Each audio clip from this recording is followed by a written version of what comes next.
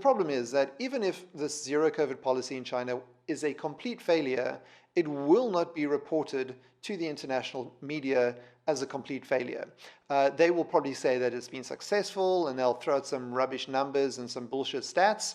And the West, being quite gullible as they are, will most likely just accept it. So the point I'm trying to make here is, thank God I actually chose to go to Taiwan all those years ago. Imagine being in China now, in one of those cities which are under lockdown, and you have kids.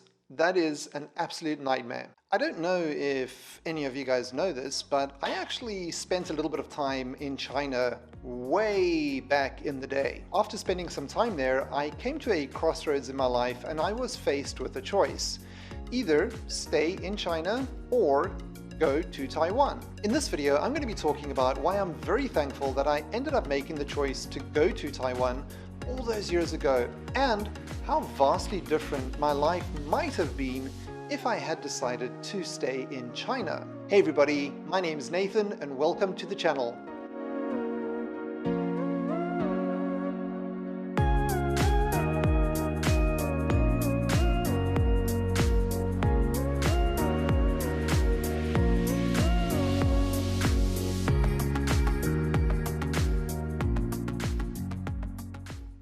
Honestly, at that time, it was not a very hard choice to make, but ultimately, it was definitely the better choice to make, and I am very, very thankful that I did in fact choose to go to Taiwan, especially if you consider what is currently happening in mainland China. China was a very different place compared to what it is now. It was before the days of Xi Jinping, and China was opening up to the West, and it was a very exciting place full of opportunities. However, I had spent a bit of time in Taiwan prior to going to China, and I did definitely notice a few very distinct differences between China and Taiwan. There was much more petty theft in China, especially scams, pickpocketing, and that kind of stuff. Up until that point, and even now, after living here for so long, I don't think I've ever seen anybody actually being pickpocketed in Taiwan. Of course, that doesn't mean it doesn't happen. It's just that it happens way less. But in China, not only did I actually have people attempt to pickpocket me with chopsticks nonetheless, but I also saw people pickpocketing on the streets and on the buses in particular, and I often saw security guards and that sort of thing running after pickpockets and thieves on the streets of Shenzhen. Basically, there was much more crime in China compared to Taiwan. People were generally not as friendly in China compared to people in Taiwan. In fact, I came across a lot more outright rude and mean people in China than I did in Taiwan. It was like the polar opposite in Taiwan.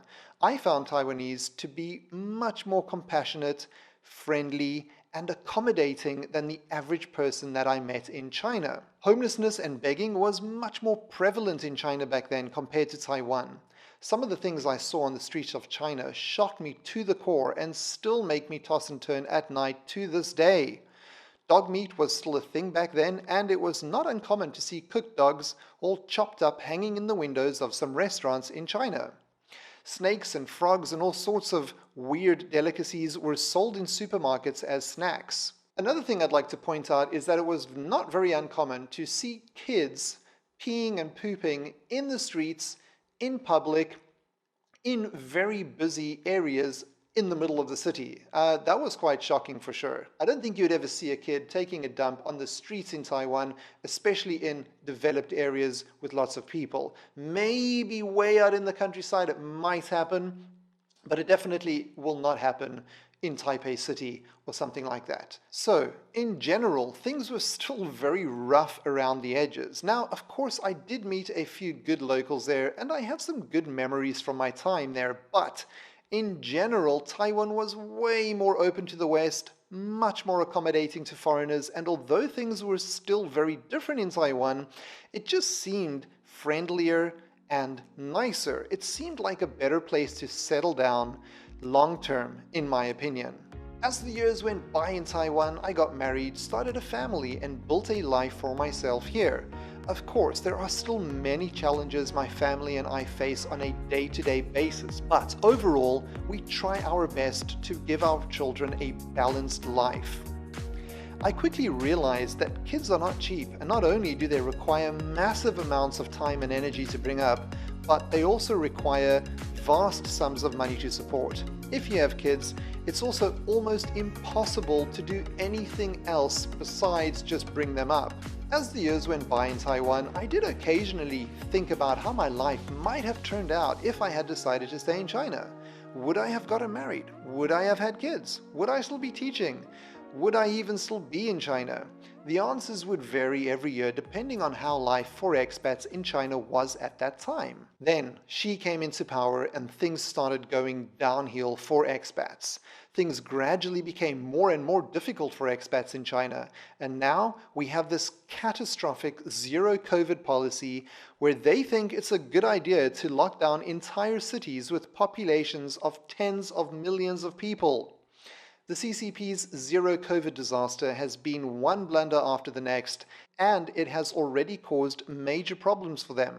But in true Chinese fashion, Xi is doubling down, and he will have zero COVID no matter what. More than half of China's largest cities have been locked down. People have literally been barricaded into their homes and communities. They have been forced to stay there against their will.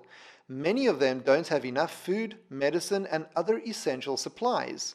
People are literally committing suicide. Some people are starving to death because there is no way for them to get food. Others are caught in fires, and the fire trucks can't come to put out the fires because of the COVID barricades which have been put up. The whole thing has been incredibly poorly executed and completely lacks compassion and ignores the basic needs of the people. Many people in China are suffering, and the government is doing the bare minimum to save face. On top of this, I've also heard about parents and children being forcefully separated due to the zero COVID policy. I just cannot imagine what I would be going through right now if I was still in China. And if I had kids, I mean, I would be totally, absolutely freaking out right now, especially if they tried to separate me and my children. I don't think that would go down very well. Small protests have broken out here and there, but the CCP has a zero tolerance policy for that and will completely and instantly squash any form of rebellion. More noticeably, there has been a lockdown protest at Beijing University because of the admin at the university trying to erect a metal wall to seal the students in their dormitories. As long as they can achieve that zero COVID goal, or look like they are trying, then who cares? Sealing people in their apartments, letting them starve, tearing families apart? Nah, whatever.